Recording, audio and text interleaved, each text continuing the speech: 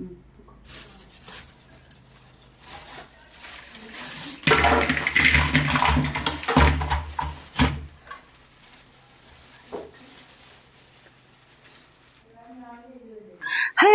നമ്മുടെ പുതിയ വീഡിയോയിലേക്ക് സ്വാഗതം. നമുക്കിന്ന് കുറച്ച് ഞണ്ട് കിട്ടിയിട്ടുണ്ട്.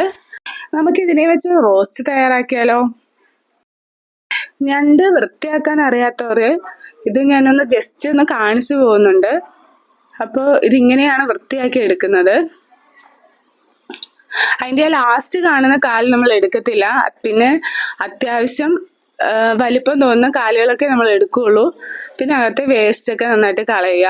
ഇതിനകത്ത് മണ്ണൊക്കെ കയറിയിരിക്കാൻ ചാൻസ് ഉണ്ട്. അതുകൊണ്ട് നല്ല വൃത്തിക്ക് കഴുകി എടുക്കണം നമ്മൾ. അപ്പൊ ഇങ്ങനെയാണ് ഇത് ക്ലീൻ ചെയ്തെടുക്കുന്നത്. പിന്നെന്ന് പറഞ്ഞിട്ടുണ്ടെങ്കിൽ ഇതിലൊരു പൊന്ന് എന്ന് പറയുന്നൊരു സംഭവമുണ്ട്. അത് നല്ലതെന്നാണ് പറയുന്നത്. പക്ഷെ ഞാനിപ്പോൾ ഇതിനകത്ത് നോക്കിയിട്ടൊന്നും കാണുന്നില്ല. നല്ല മഞ്ഞ കളറിൽ വലിയ ഞണ്ടാണെങ്കിൽ അതിലുണ്ടാവും, പക്ഷെ ഇതിൽ കണ്ടില്ല. അപ്പോൾ ഇങ്ങനെയാണ് ഇത് വൃത്തിയാക്കി എടുക്കുന്നത്. ബാക്കി നമുക്കിനി എല്ലാം വൃത്തിയാക്കി കഴിഞ്ഞിട്ട് കാണിച്ചു തരാം. അങ്ങനെ നമ്മുടെ ഞണ്ടെല്ലാം വൃത്തിയാക്കി കഴുകി എടുത്ത് വെച്ചിട്ടുണ്ട്. നമുക്കിനി ഇത് തയ്യാറാക്കാനായിട്ട് തുടങ്ങാം. അപ്പം ഞാനിത് അടുപ്പിലാണ് തയ്യാറാക്കുന്നത്. എപ്പോഴും നോൺ വെജ് വെക്കുമ്പോൾ എനിക്ക് എപ്പോഴും അടുപ്പിൽ വെക്കുന്നതാണ് ഇഷ്ടം. പിന്നെ കൂടുതലും മൺചട്ടിയിലാണ് വെക്കുന്നത്. അതാണ് ഇവിടെ എല്ലാവർക്കും താല്പര്യം. അപ്പം അങ്ങനെയാണ് ഞങ്ങൾ ഉണ്ടാക്കാറ് ഇവിടെ. ഇനി നമുക്കിത് തയ്യാറാക്കാനായിട്ട് തുടങ്ങാം. നമ്മൾ മൺചട്ടി വെച്ചിട്ടുണ്ട്.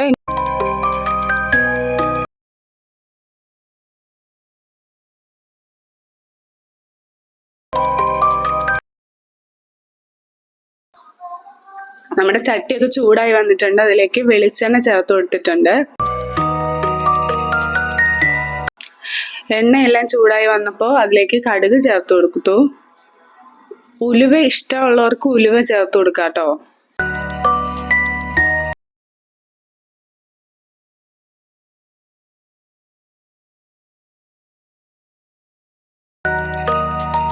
കടുകൊക്കെ പൊട്ടിയിട്ടുണ്ട്. നമുക്കിനി ഇതിലേക്ക് സവാള, ഞാൻ 2 സവാളയും ഒരു 10-15 ചെറിയുള്ളി ഉണ്ട്, അതുകൂടാണ് ചേർത്തിരിക്കുന്നത്.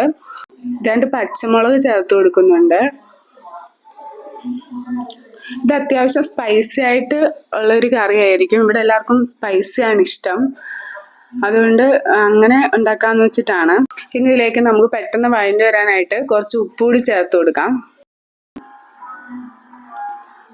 അപ്പം ഇനി കുറച്ച് കറിവേപ്പിലയും കൂടെ ചേർത്ത് കൊടുത്ത് നന്നായിട്ട് വഴണ്ടി വരുന്നവരെ നമുക്ക് വെയിറ്റ് ചെയ്യാം.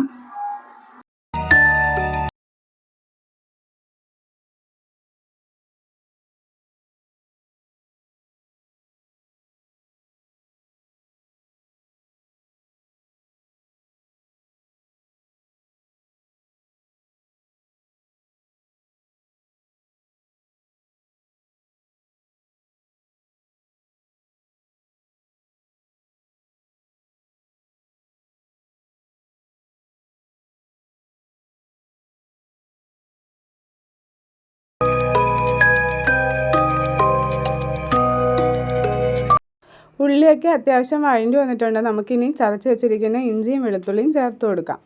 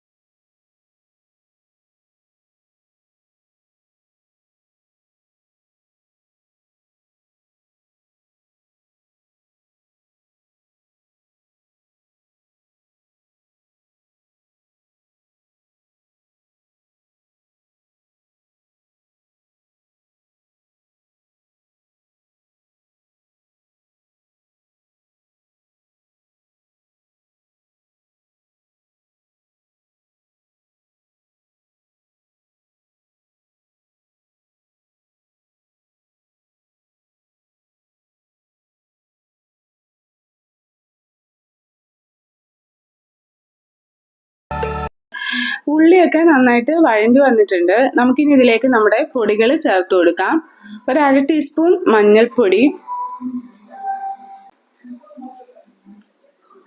1/2 ടീസ്പൂൺ മുളക് പൊടി,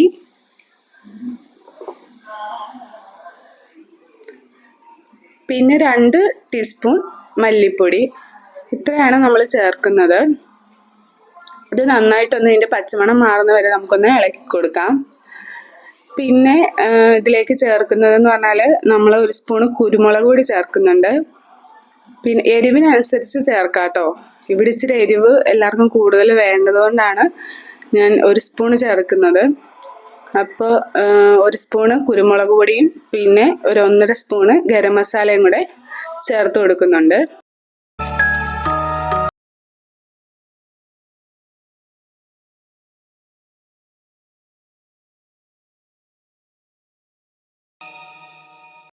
നമ്മളിതിലേക്ക് 1 സ്പൂൺ കുരുമുളക് പൊടിയും ഒരു 1.5 ടീസ്പൂണോളം ഗരം മസാലയും. അങ്ങനെ നമ്മുടെ പൊടികളുടെയൊക്കെ പച്ചമണം മാറിയിട്ടുണ്ട്. ഇനി ഇതിലേക്ക് തക്കാളി ചേർത്ത് കൊടുക്കാം. 2 ചെറിയ തക്കാളിയാണ് എടുത്തിരിക്കുന്നത്. അത് എല്ലാം ചേർത്ത് നമുക്ക് നന്നായിട്ട് യോജിപ്പിച്ചെടുക്കാം. അങ്ങനെ നമ്മൾ കഴുകി വെച്ചിരിക്കുന്ന ഞണ്ട് ഇതിലേക്ക് ഇട്ട് കൊടുക്കുകയാണ്. അങ്ങനെ നമ്മുടെ ഞണ്ടെല്ലാം ഇളക്കി നന്നായിട്ട് യോജിപ്പിച്ചിട്ടുണ്ട്. ഇനി ഇതിലേക്ക് നമുക്കൊരു 1.5 ഗ്ലാസോളം ചൂടുവെള്ളം ചേർത്ത് കൊടുക്കാം.